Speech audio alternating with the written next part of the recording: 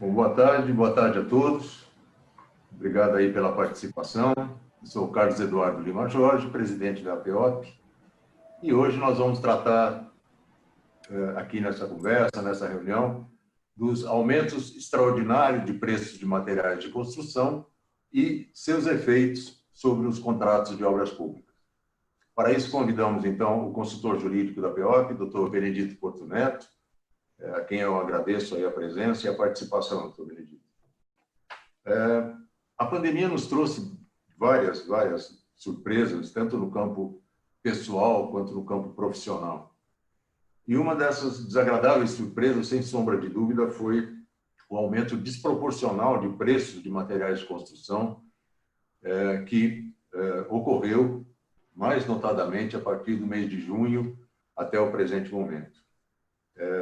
Alguns materiais se destacaram nesse aumento desproporcional, como cimento, aço, fios de cobre, tubo de PVC, e os aumentos aconteceram de forma generalizada por todo o Brasil, indiscriminadamente, todos os estados do brasileiro.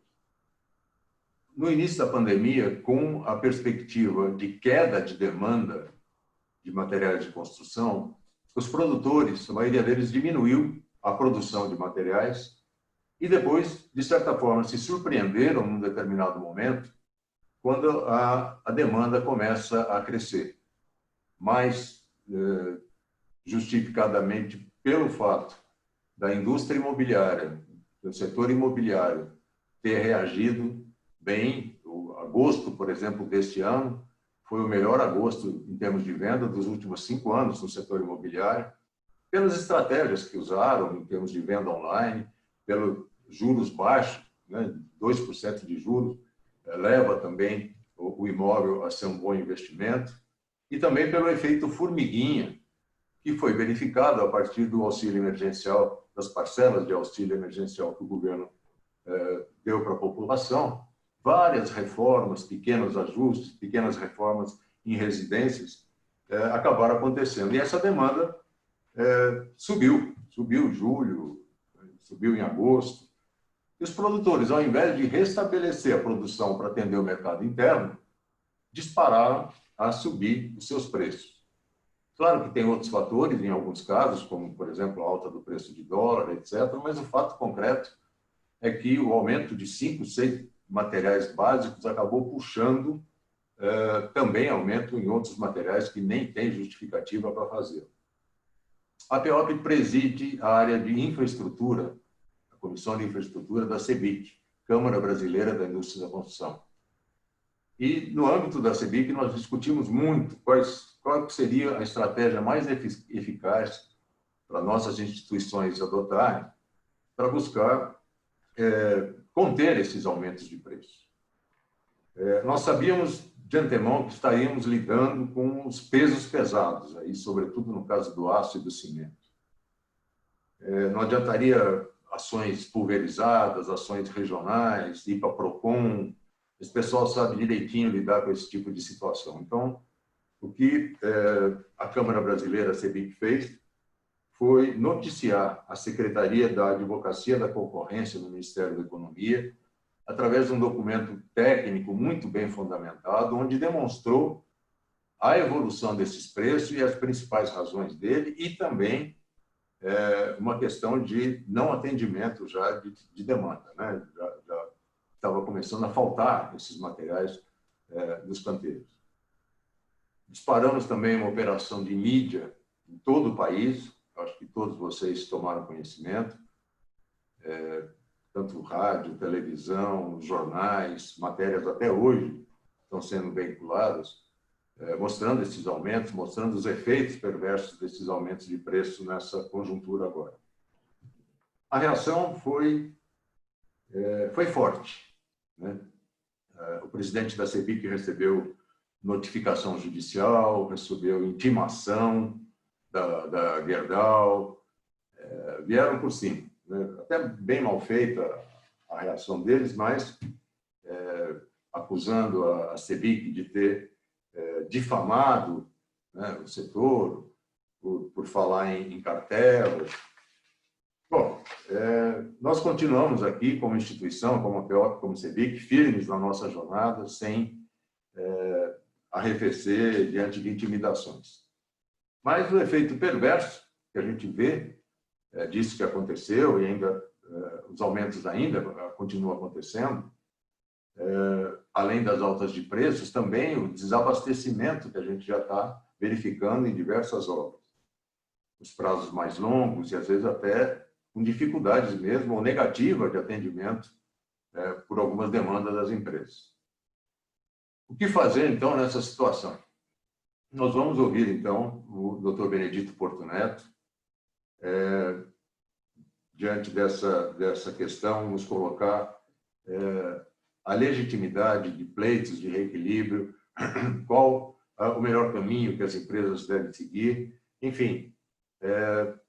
Também quero avisar desde já, ia fazê-lo no final, mas é melhor fazer agora, que no portal da PEOP, na página principal, na homepage do portal PEOP, já está disponível todo um material de orientação para as empresas, que nós estamos chamando de cartilha de perguntas e respostas, um parecer jurídico que fundamenta o pedido de reequilíbrio econômico-financeiro e também um clipping, uma reunião das principais matérias que foram divulgadas na imprensa nesse período, tratando dessa questão dos materiais de construção.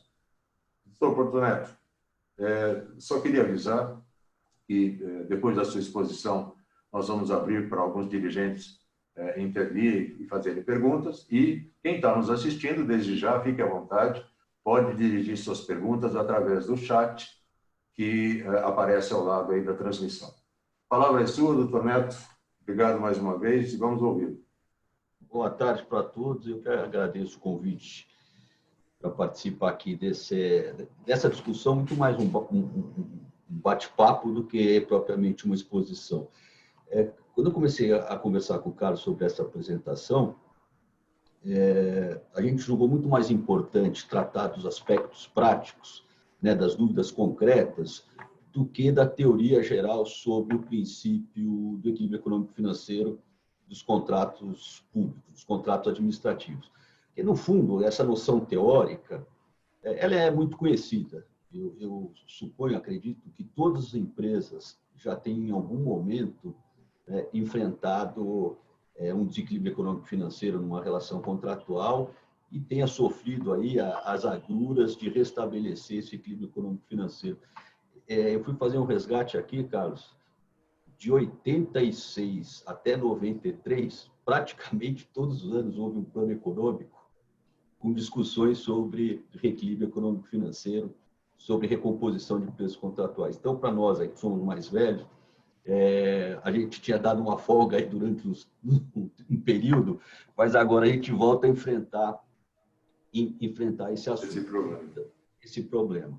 Então, no fundo, eu vou fazer um brevíssimo resumo da parte teórica e depois analisar as perguntas e respostas da cartilha da CEBIC, sugestão do Carlos Eduardo, e abrir para os debates, que eu acho que é sempre a parte mais rica, né, de uma exposição, de uma discussão de um tema, essa de discussão, mas hoje, principalmente, em função da preocupação e da importância de debater aspectos concretos do problema. Como o Carlos falou, houve aí um aumento expressivo nos preços de diversos materiais, cimento, aço, PVC, você falou outros aí, Carlos, mas, enfim, são aumentos extraordinários de preço. É engraçado que, no começo da pandemia, a gente até especulou numa dificuldade que ela poderia acarretar, que seria, na verdade, a falta desses materiais, quer dizer, em função da pandemia, suspensão de atividades em fábricas, na indústria, que pudesse haver falta desses produtos, quer dizer, o impacto seria muito mais no ritmo das obras do que exatamente em relação a preço. Mas, como o Carlos informou, quer dizer, por diversas razões possíveis, desorganização de mercado, quer dizer, uma diminuição de produção com uma continuidade, um aumento do consumo de materiais de construção, o reflexo da desvalorização do real, do aumento do dólar, e até abuso, eventualmente, abuso daqueles que detêm uma posição de domínio aí no mercado, quer dizer, a situação dos oligopólios. Por qualquer uma dessas razões, houve o aumento extraordinário de preço. E é irrelevante a gente indagar, perquirir ou investigar qual é a causa desses aumentos extraordinários. Para o ordenamento jurídico, o que interessa é que o aumento dos preços em si é um evento extraordinário que legitima a recomposição do equilíbrio econômico-financeiro dos contratos.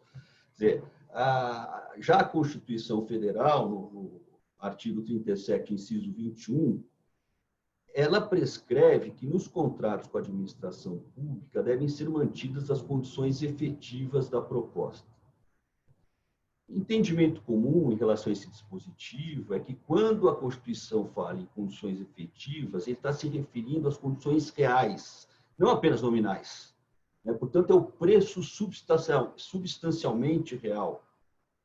Isso significa o quê? Que aquelas condições pactuadas, elas são válidas desde que sejam preservadas aquelas condições vigentes no momento de formação do contrato.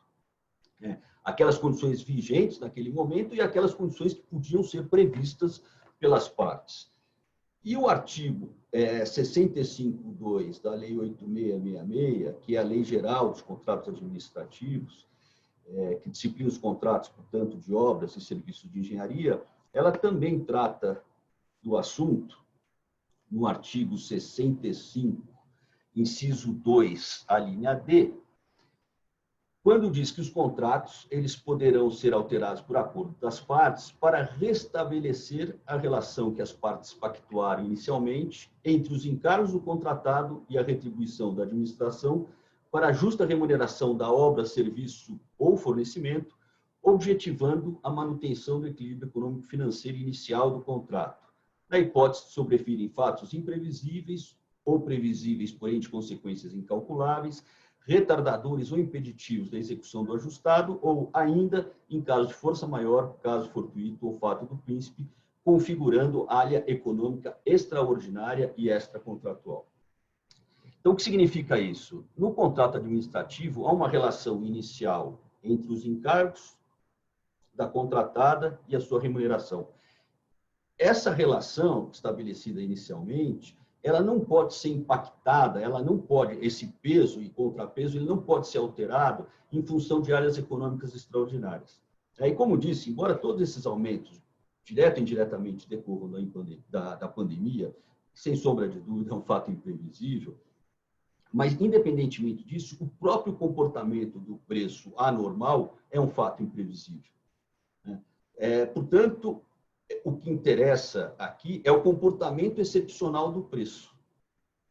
E esse tratamento, quer dizer, esse tratamento rigoroso da lei, não é um favor especial para a contratada, não é um pressuposto de que a contratada é uma hipossuficiente e necessita de uma proteção especial. Ao contrário, esse regime, ele procura, inclusive, tutelar o interesse público. Por quê? Se a empresa contratada, se o particular ficasse responsável, assumisse os riscos decorrentes de aumento extraordinário de preços, em tese, pelo menos, ele incluiria no seu preço uma parcela para fazer frente, para correr esse risco, para fazer frente a esses encargos extraordinários e imprevisíveis. Pois bem, não acontecendo esse evento, diante do qual ele se precaviu, a administração pública estará pagando esse custo extraordinário sem que o evento imprevisível tenha ocorrido. E esse pagamento, essa parcela, acaba se convertendo em uma remuneração maior para o particular contratado. Então, ao transferir, se a lei atribuísse ao contratado a responsabilidade pelos eventos imprevisíveis, a administração pública ia pagar em qualquer caso, ocorrendo o evento imprevisível ou não ocorrendo esse evento imprevisível. Outra hipótese possível ainda é que o particular acabe não incluindo nenhuma parcela adicional para esses encargos imprevisíveis, mas que, se ocorrerem e diante da impossibilidade de recomposição de preços, esses contratos estariam inviabilizados, se frustrariam. Quer dizer, a administração pública, mesmo que pudesse impor alguma sanção ao particular contratado, ela acabaria ficando sem a obra, sem o serviço. Portanto, a solução encontrada pela lei é impor à administração pública o dever de recompor o equilíbrio econômico-financeiro do contrato sempre que ele seja afetado por um evento imprevisível, por uma área extraordinária. Portanto, quais são as recomposições, as condições para haver a recomposição de preço? Primeiro, precisa haver um aumento extraordinário de preço. Esse aumento extraordinário de preço, é importante destacar, tem que ser aferido no mercado. Não se trata, claro, de uma situação individual, subjetiva do contratado. Quer dizer, se por acaso um contratado comprou mal material, algum tipo de material, não há razão, não há motivo para a recomposição de preço. Portanto, essa aferição de aumento extraordinário é feita no mercado. Como? Tabela de preço, quando utilizadas, pesquisa de mercado, enfim, qualquer elemento legítimo que permita verificar a real ocorrência de um aumento extraordinário ocorrida no mercado. Segundo requisito, segunda exigência para recomposição dos preços contratuais, é o impacto na estrutura econômico-financeira do próprio contrato.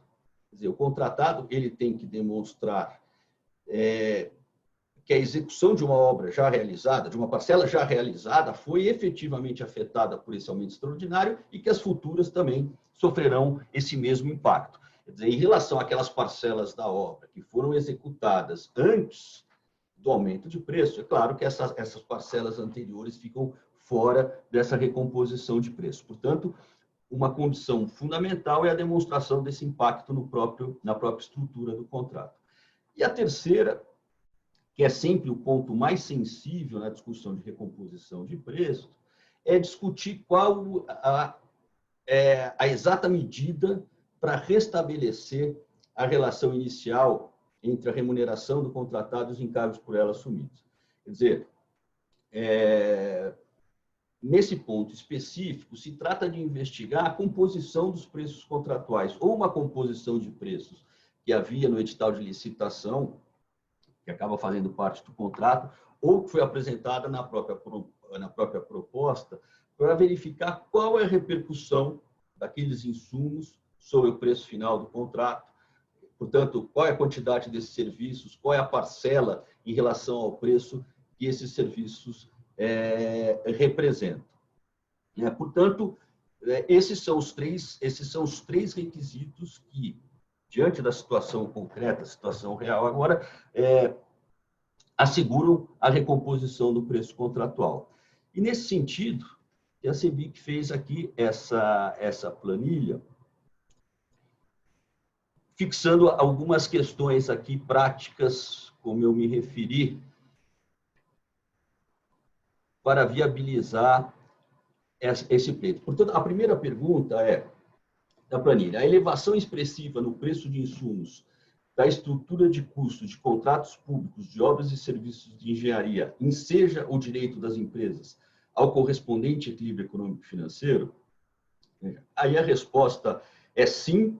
Na verdade, os aumentos dos preços, esses aumentos extraordinários dos preços de alguns insumos já são fatos imprevisíveis, já caracterizam fato imprevisível que assegura o direito à recomposição de preço. Aqui, eu tenho uma pequena divergência em relação à resposta, mas que pode ter um efeito jurídico importante. Aqui diz que é preciso verificar no contrato se ele atribui ou não para uma das partes a obrigação por esses eventos imprevisíveis. Ou seja, em tese, se o contrato atribuísse para a contratada os riscos decorrentes de caso fortuito, força maior e de fatos imprevisíveis, o contratado não teria direito a essa recomposição de preço. Na minha opinião, no regime da Lei 8666, no regime geral dos contratos administrativos, portanto, de obras e serviços de engenharia, não é possível a administração pública transferir essa responsabilidade para o particular contratado. Ou seja, essa responsabilidade da administração pública decorre diretamente da própria lei, é um regime legal. Neto, só um esclarecimento, eu acho que em alguns pontos dessa cartilha, a abrangência dela também hospeda, eu diria, contratos de concessão. Então, por essa razão, essa observação está constando aí nessa parte. É ótimo. É que como a pergunta aqui fala contratos públicos de obra, serviço de engenharia, lógico que pode ter um efeito abrangente, mas até me preocupou um pouco, quer dizer, se esse entendimento prevalecesse, eu vejo que a tendência será, no futuro, a administração pública passar a contemplar que será sempre responsabilidade do particular contratado. Portanto, feita essa ressalva, lógico, nos contratos de concessão e parcerias público-privadas, existe a questão da matriz de risco, né, que faz uma partilha. E ali realmente é diferente a situação no seguinte aspecto. No contrato de obra e de serviço de engenharia, é uma relação de troca direta, né? Ou seja, a construtora entrega uma obra e recebe por isso um preço. No contrato de concessão tem várias variáveis. Tem o investimento na obra, a remuneração pela exploração do serviço, há outras fontes de receitas. Portanto, não pode estabelecer diretamente uma recomposição ou um vínculo direto entre aumento de preço de insumo para execução da obra e a revisão das condições completas numa concessão. Então, lá justifica, né, esse tratamento específico, especial no contrato, que não se justifica no caso de obras e serviços de engenharia. Portanto, nesses casos, independentemente da previsão contratual, é sempre responsabilidade da administração pública garantir a recomposição de preço. Segunda pergunta, a notória elevação no preço de insumos relevantes do setor da construção civil, verificada em junho, julho e agosto de 2020, se afigura como evento extraordinário ensejar o direito do contratado ao correspondente equilíbrio econômico-financeiro? Sim.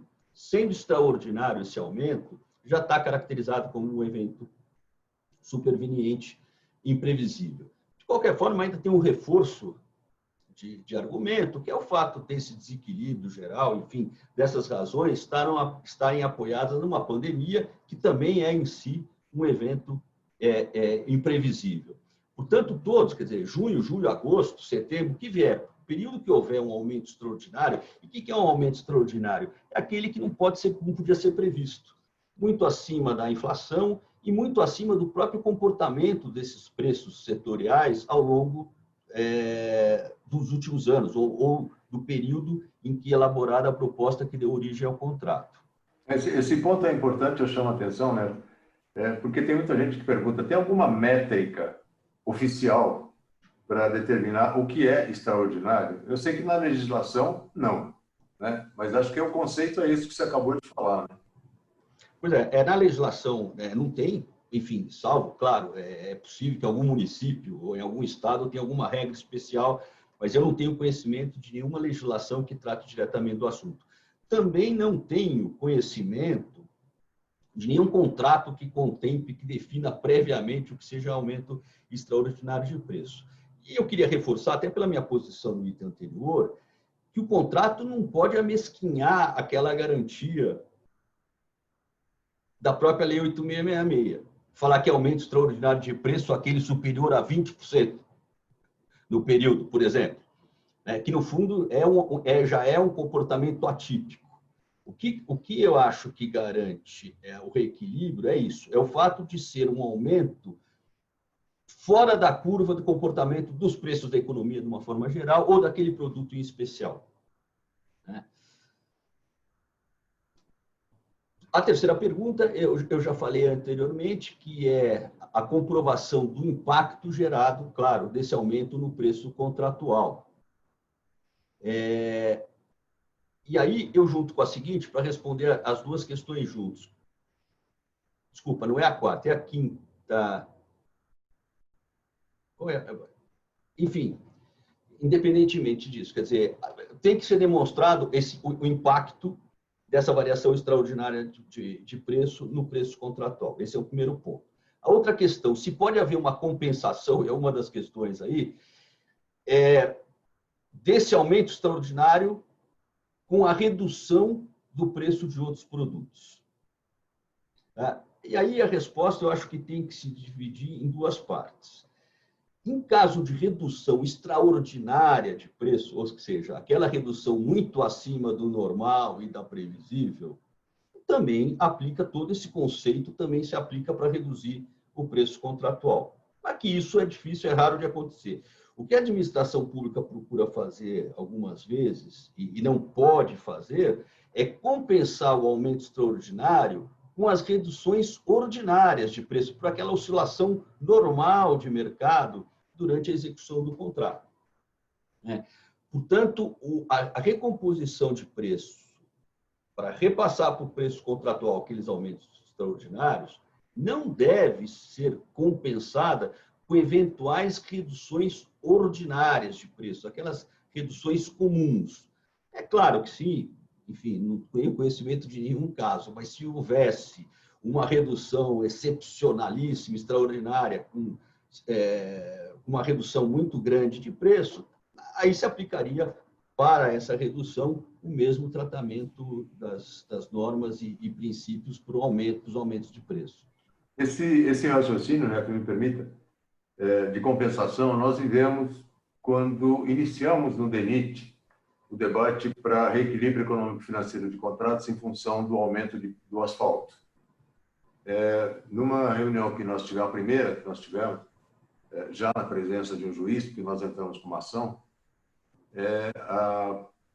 a postura do DENIT, no caso, da Procuradoria, tudo bem, a gente analisa o aumento de preço, mas tem que analisar em conjunto com todo o comportamento de preço de todos os insumos do contrato e fazer uma compensação entre o que subiu e o que desceu, e o que abaixou de preço. E depois essa tese foi derrubada, acho que até dentro do próprio Tribunal de Contas da União, porque a instrução normativa, a instrução de serviço hoje em vigor no DENIT, já abandona totalmente essa tese e ela foca exclusivamente no aumento de preços do asfalto e o impacto que isso teve no contrato. Mas foi realmente uma tentativa, no começo, de fazer uma compensação de todo o comportamento de todos os insumos no contrato. Nós tivemos também aqui no DR, né? Exatamente. Que foi na Procuradoria do Setor, que eu acho que até a posição da Procuradoria aqui, que eu entendi, foi que eles reclamaram uma análise de todos os demais itens do contrato. Eu entendo que é uma análise de todos os demais itens do contrato só para verificar se não há alguma redução excepcional de preço. Não era qualquer redução que deveria ser considerada nessa recomposição. Ou seja, nem acréscimos e nem reduções ordinárias. Ordinárias, exatamente, não computa nem os acréscimos nem as reduções ordinárias. Agora, como, já bem, para ao celebrar um termo aditivo, você está ratificando um preço contratual, né? Ou seja, se você vai promover uma recomposição em função dos acréscimos extraordinários do preço, naquele momento, as partes estão confirmando um preço novo, é claro que a posição da Procuradoria aqui do Estado de São Paulo foi: verifique se não tem reduções extraordinárias, não as comuns. Ela jogou essa atribuição para o DR, e eu não sei como é que eles vão se portar em relação a isso. Mas existe, essa é uma tendência, e a outra que também é muito comum e sem fundamento, é a pretensão de só recompor o equilíbrio econômico-financeiro do contrato a partir do consumo da margem de lucro. A Caixa Econômica, numa daqueles contratos, ela tentou fazer isso também. Houve um desequilíbrio econômico-financeiro e falou: olha, até o limite do lucro, que ela estimou em 10% do valor do contrato, é uma margem de lucro, isso a construtora tem que suportar o risco da atividade. Só a partir desse limite é que ela promoveria a recomposição de preço. O resumo dessa tese é tão absurdo, que equilíbrio só quando você entrar no prejuízo. É isso. Isso, e é uma visão equivocada pelo próprio dispositivo legal, que eles falam manter as condições efetivas da proposta, manter o equilíbrio entre os encargos e a remuneração. E a remuneração do particular contratado engloba as despesas, os custos para execução do serviço e a sua margem de lucro. Isso faz parte da balança, quer dizer, na verdade, em rigor, a remuneração dele mesmo é a margem de lucro. Então, dizer que os eventos imprevisíveis, extraordinários, possam comer esse lucro é estabelecer uma relação econômica financeira diferente, um equilíbrio diferente daquele inicialmente pactuado. Então, não tem sentido, quer dizer, seja para compensação com aumentos, para reduções ordinárias de preço, ou seja para o particular suportar até o limite da margem de lucro, essa postura, essa exigência da administração pública não tem sentido. A grande dificuldade, eu acho que esse é o ponto mais relevante, quer dizer, como dar início, quer dizer, como provocar essa recomposição de preço.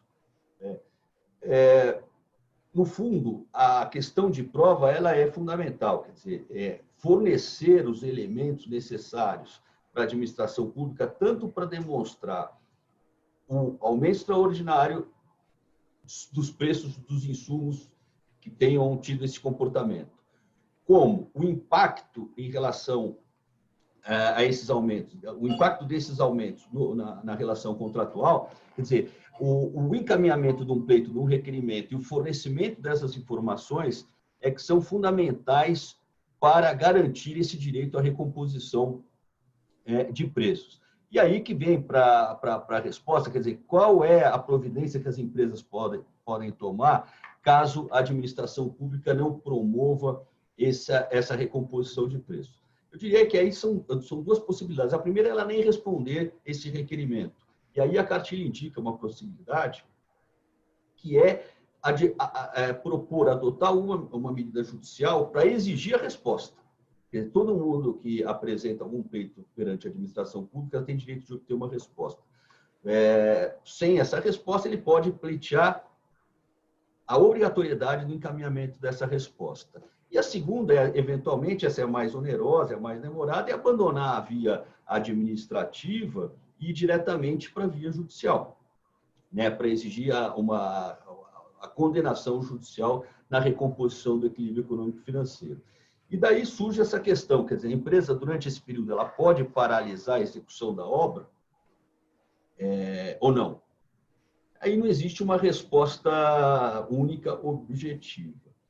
Em princípio, não. Enquanto não houver uma revisão do contrato, o contrato original está vigente, ela tem que dar cumprimento às obrigações contratuais. Porém, né, se esse ônus extraordinário for, aí sim,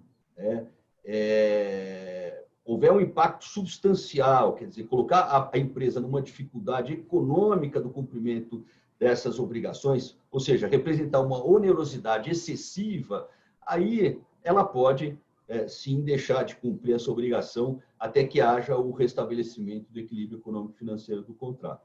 Agora, aí também a discussão ela é sempre um pouco subjetiva, né? O que é essa onerosidade excessiva, esse encargo extraordinário para cumprir as obrigações assumidas. Mas, enfim, eu acho que são esses aí os principais elementos do quadro geral e da cartilha fornecida para a CEBIC. Como o Carlos falou, quer dizer, já existe uma minuta, uma sugestão aí de pleito de reequilíbrio econômico-financeiro, de pedido de reequilíbrio econômico-financeiro dos contratos, e já existe aqui essa cartilha dando uma orientação mais prática, né, sobre os efeitos dessas normas e dos princípios jurídicos sobre os contratos de obra e serviços de engenharia. E um parecer jurídico do Fernando Vernaglia, que muito bem fundamentado, que analisa com mais profundidade os aspectos jurídicos relacionados a essa questão. Acho que esses são os pontos principais, Carlos. Agora eu coloco à disposição aqui para as perguntas e respostas. Eu queria aproveitar um dos últimos pontos que você abordou, antes de passar a palavra para Reinaldo Calil, Zé Elias, que está aqui conosco também. O Sandro Dalbosco, ele fez uma pergunta que eu queria transmitir para você.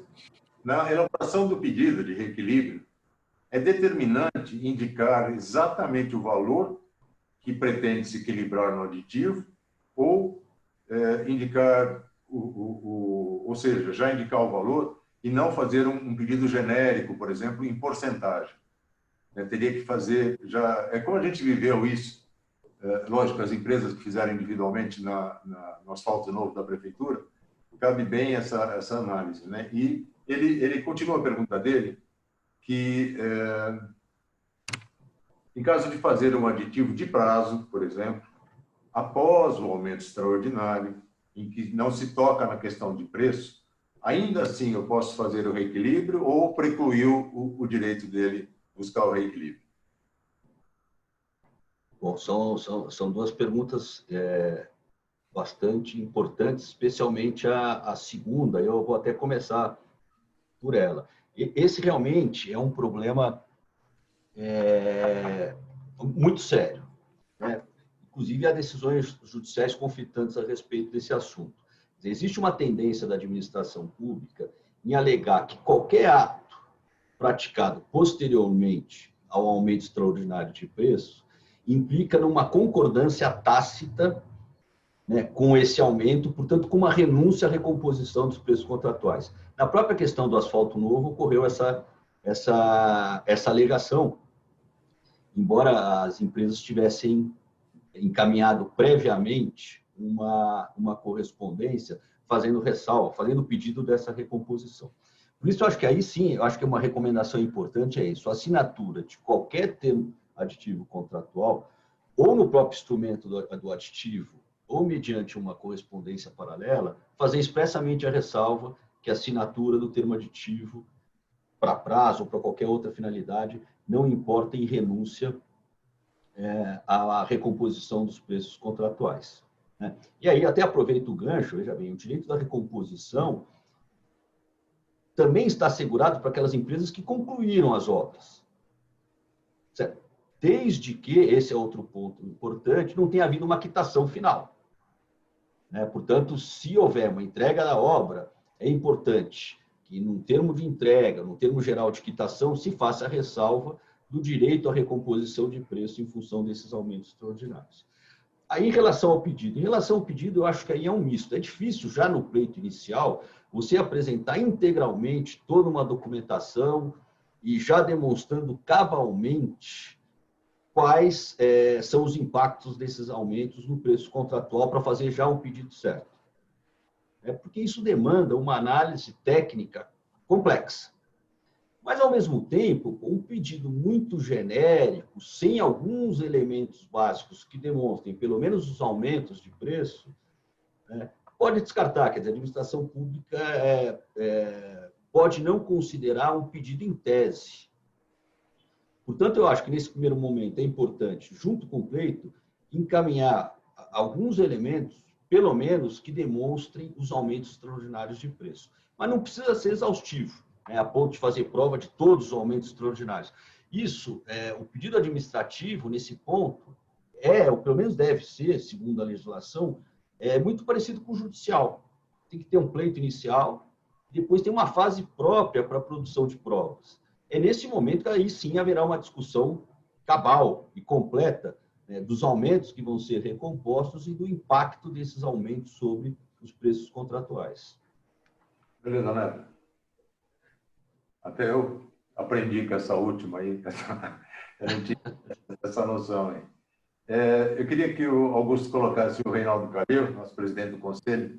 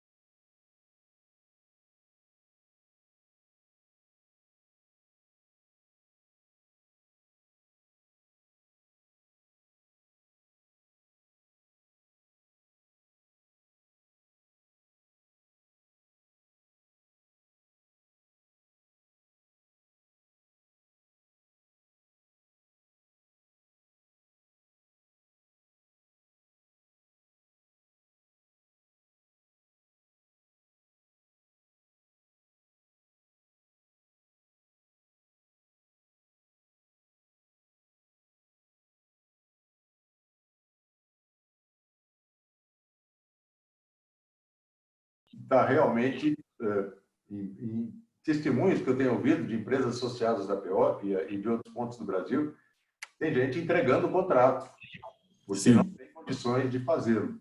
Queria ouvir um pouquinho sobre essa discussão que a gente está tendo com o Dr. Neto. Primeiramente, boa tarde mais uma vez, Porto, a todos que estão nos assistindo. Preocupação, um pouco, nós temos alguma, anteriormente, havia o desequilíbrio, mas o desequilíbrio, você, no momento que você estava, era outro, quer dizer, você conseguia dar continuidade e discutindo o reequilíbrio e dando continuidade. Como o Carlos falou, o momento é diferente. Nós estamos vindo já de uma pandemia, nós estamos vindo com as empresas totalmente desgastadas, totalmente sem caixa, sem condições de investimentos, e pega realmente um valor excessivo. Quer dizer, você tem aumentos aí que não há, como eu falo, tem obras que a gente tem que entregar. Como é que funciona? Quer dizer, não dá para você hoje custear e depois pleitear. Eu acho que o momento é diferente dos anteriores que nós tivemos. Era isso que eu queria que o Porto colocasse. Como que nós podemos atacar?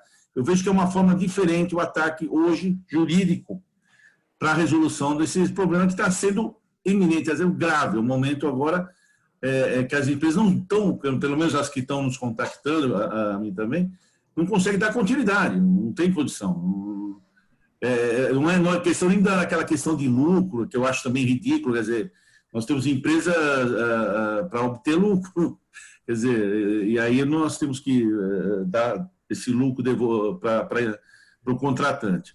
Então, essa é a minha pergunta, Porto. Como que a gente pode? Qual é o ataque jurídico nesse momento? Olha, vamos voltar aí. Eu acho que a questão fundamental é a possibilidade, ou mais eficiente, a possibilidade de paralisação de obra. Ou seja, o pleito administrativo, ele sempre vai demandar um tempo.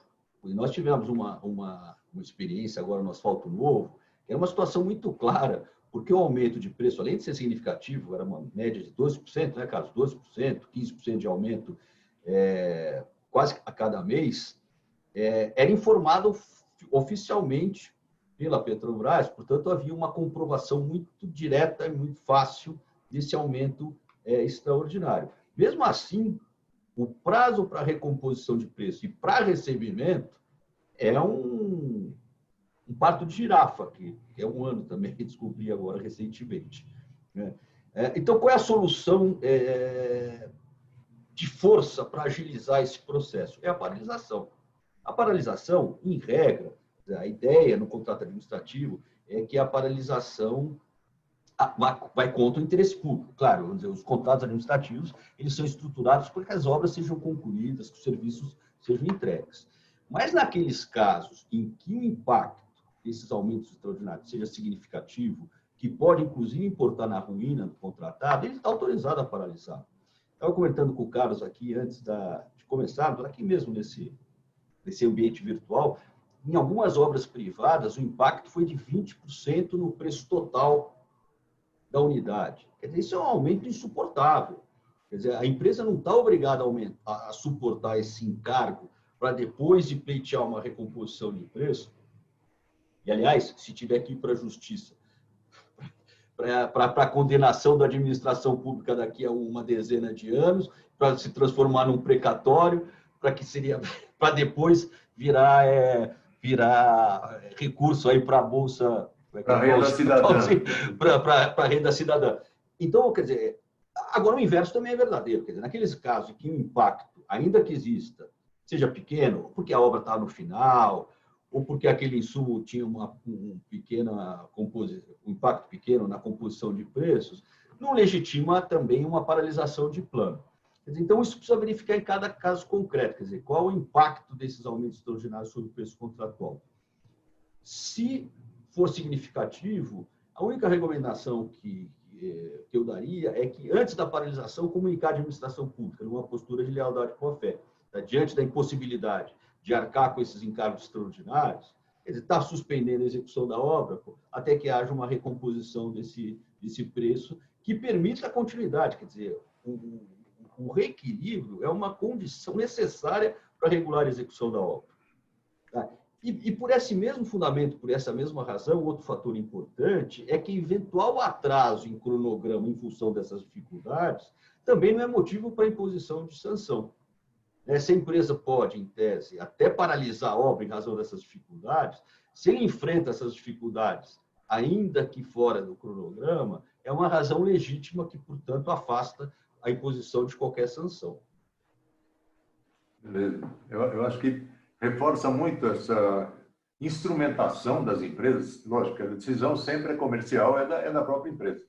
Mas esse material que a PEOP está disponibilizando no site dela, né? Quer dizer, mostra e dá mostras que é um fenômeno que está atingindo, de fato, toda a economia. Ali estão citados vários efeitos de obras, nas matérias que foram publicadas em jornais, empresas dando testemunha que tiveram que paralisar suas obras.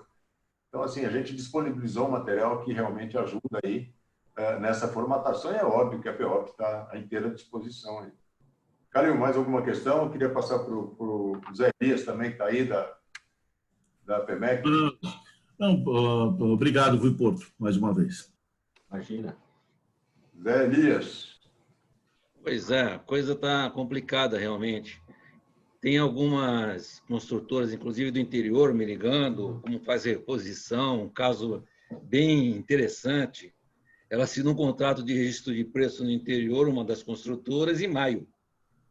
E o lucro dela, já do BDI, estava bem curto. Aí, com esses aumentos todos, não dá para fazer mais o contrato de registro de preço, praticamente. Ela vai ter um prejuízo enorme, a construtora. Então, inclusive, ela já oficializou a prefeitura em questão para ter um reequilíbrio. A carta dela foi muito bem fundamentada. Eu mandei aqueles subsídios que o Carlos comentou, da CEBIC para a construtora também, acharam interessante, usaram algumas coisas, reportagem, falaram em aumento do dólar, dos insumos como um todo. Então, a situação está realmente difícil. Outra coisa é as atas de registro de preço também, né? Tem algumas atas na praça, algumas atas que podem ser renovadas ou não. O pessoal está sofrendo bastante, principalmente quando envolve concreto e aço, né? Mas também material elétrico, também cobre. Então, o reequilíbrio é fundamental. Agora, cada um tem que fazer o seu, né? A associação pode dar essas ferramentais que a gente está dando via CEBIC e ajudar no que foi possível. Mas não dá para fazer um genérico, né? É bem complicado. Aí o reequilíbrio acima de tudo, uma ação individual, né? Uma demonstração individual das empresas. Em caso, quando eu vou me referir ao asfalto novo de novo, aí era um programa da prefeitura, né, que tinha uma diretriz igual para todos os participantes. Então, houve um tratamento institucional mais fácil no começo e depois as empresas, com assistência da PEOP, cada uma tocou a sua demonstração. Tocou não, vem tocando até hoje, que a Petrobras não para. É o caso de registro de preço, né? É uma ação da prefeitura como um todo. Exatamente. O pessoal pode até...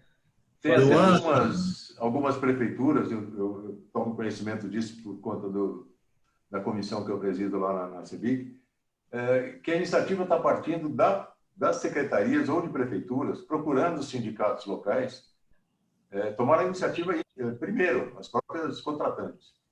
Olha, o que nós vamos fazer? Porque desse jeito nós vamos paralisar nossas obras, eu sei que vocês não vão conseguir tocar. Então, abriram, pelo menos, uma discussão, uma negociação. Lógico que isso não é comum, né? A iniciativa a partir do administrador público, mas você vê o impacto que realmente isso está pegando.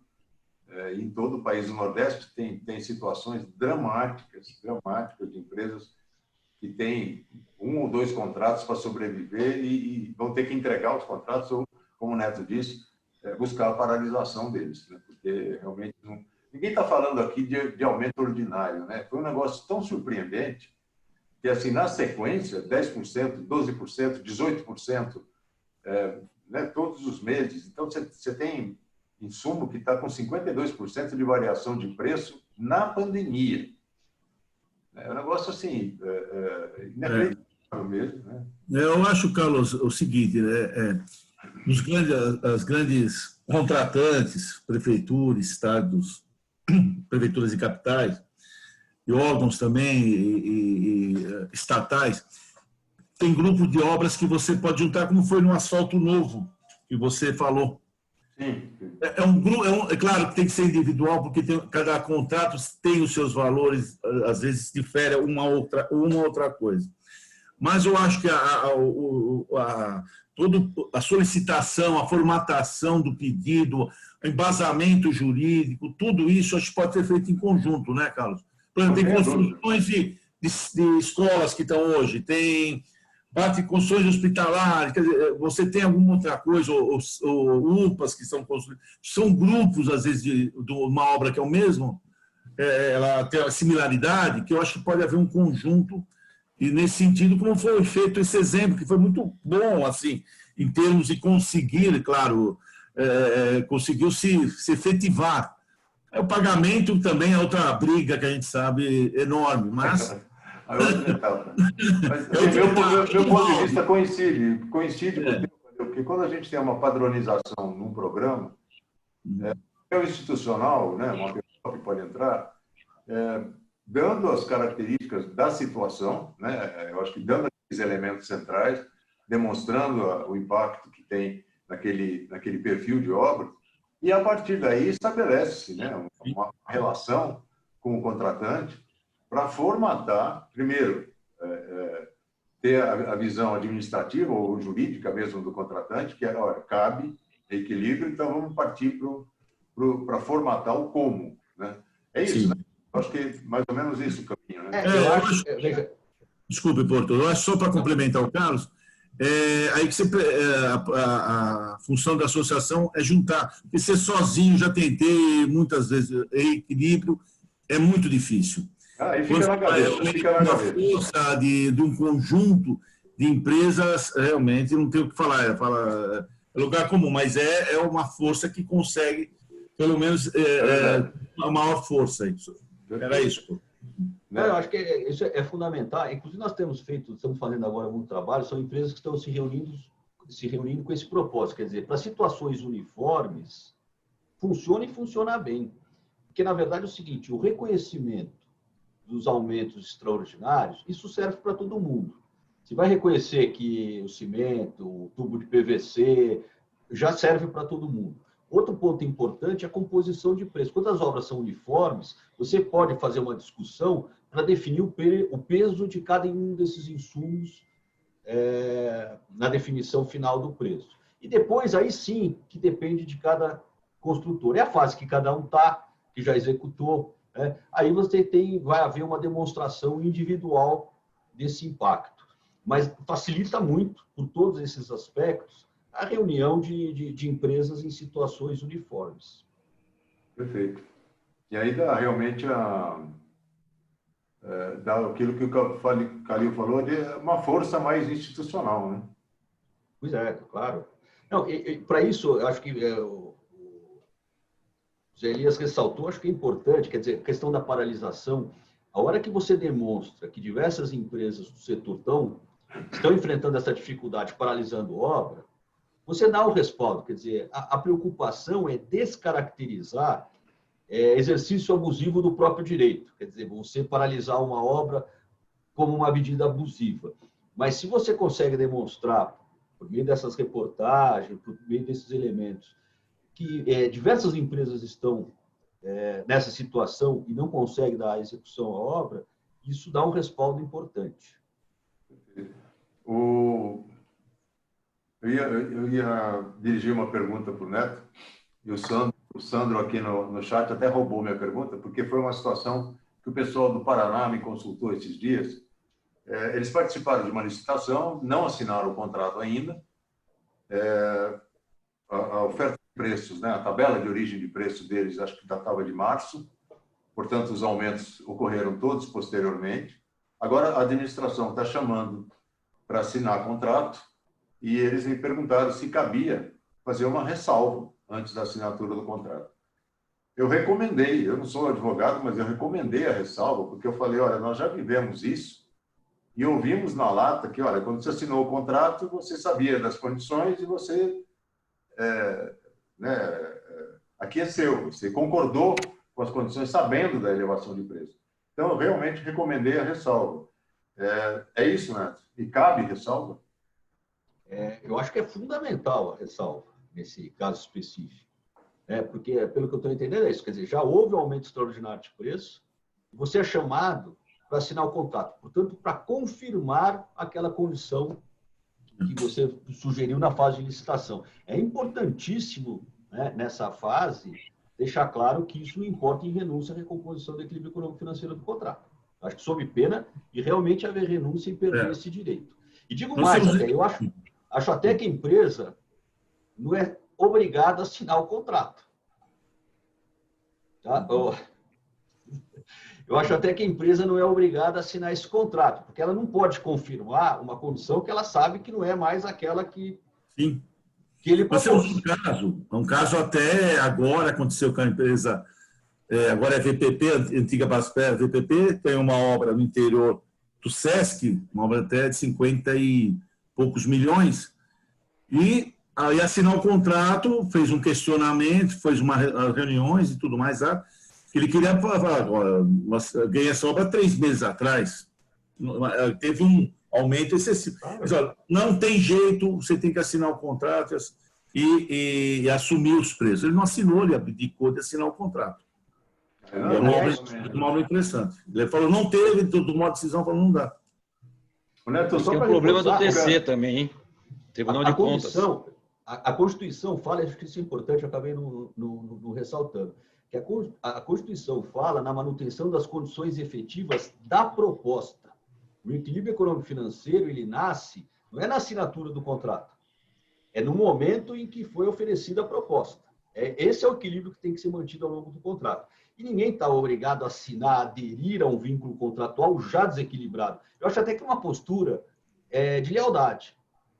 Você falar para a administração pública que está desequilibrado desde já, para que se ela quiser, ela revoga a licitação, ela faz outra licitação, não tem muito sentido você entrar numa situação desequilibrada para já partir para uma discussão para fins de iniciar uma execução de um contrato. Agora, Neto, essa ressalva que a gente coloca, que a gente está se referindo, é uma ressalva que ela não abre mão do direito de solicitar reequilíbrio ou ela tem que ser mais explícita que isso?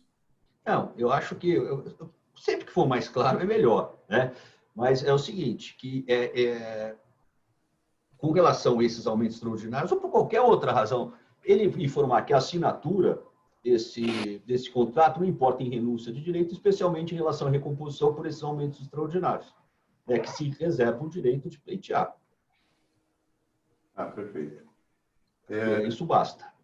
E, em alguns casos, veja bem, o ideal seria até que houvesse uma ressalva no próprio contrato, que é inviável porque ninguém altera o instrumento contratual. Mas o Poder Judiciário tem admitido com tranquilidade uma notificação por outra via da administração pública, né, que irá assinar o contrato, mas que essa assinatura do contrato não importa em renúncia de direito, que, portanto, está preservando todos os direitos decorrentes da lei, enfim. Perfeito. Ananias está nos assistindo aí, queria formular uma pergunta. Ananias, você pode fazê-la, pode ser diretamente aqui no vídeo? Carlos, Eduardo? Opa, estamos te ouvindo, Ananias. Boa tarde. Eu só queria compartilhar com os amigos que essa parte do realinhamento é muito complicado, muito complexo. Via de regra, os diretores, gestores, eles estão no cargo temporariamente, mas eles são muito inacessíveis e truculentos. Pelo menos aqui no Ceará é assim, é na prefeitura, é no estado. Então, eu queria... 90% você vai ter que judicializar. E essa judicialização, aqui fica o meu registro, ela deve ser muito bem pensada e justa. Não vamos com muita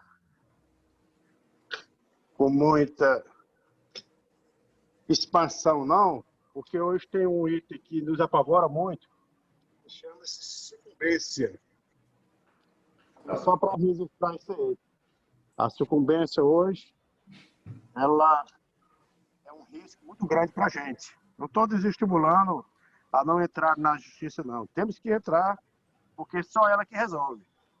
Mas tenham cuidado com os pleitos que a gente está solicitando, que sejam pleitos reais e justos.